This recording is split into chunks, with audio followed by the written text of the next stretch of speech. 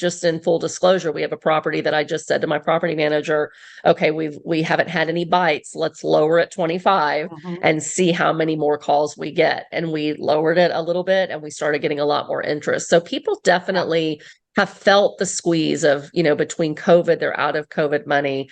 They're worried about a recession. And I think that is going to really impact rents and get softening, generally speaking, especially in the higher end markets. And we're already seeing that in some markets as well, for sure. Awesome. Great answer. Thank you. I was curious to get your opinion on that because I've seen properties stand. I mean, I know it's winter, entering winter, but this is more than normal for winter. So I'm thinking maybe it has something to do with, what you were saying. So awesome. And I think, this goes back to also, and I hope people don't mind the video again being a little bit longer, but in the craziness of the last couple of years in the real estate market, because we had such low vacancy rates and such high rents, mostly in these areas where people were really moving to quite a bit more than the supply, people started underwriting those deals as if we're in a new normal and vacancy rates are always only going to be 2 or 3%. And rates are, rents are always going to go up 3 to 5% per year.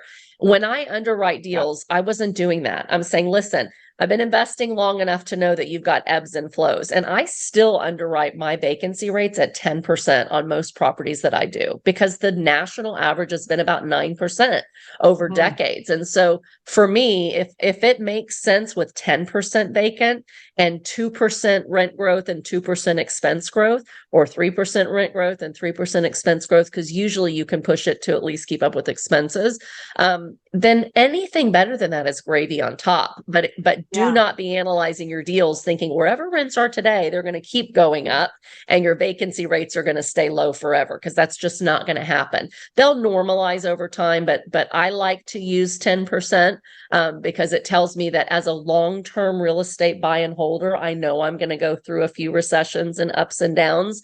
I always outperform my numbers, but I buy based on really conservative numbers, like a 10% vacancy rate. Awesome. You are killing it. Oh my gosh. I love talking with you. All right. Any last words? Do you want to wrap up since it's your video? Great. Thank y'all so much.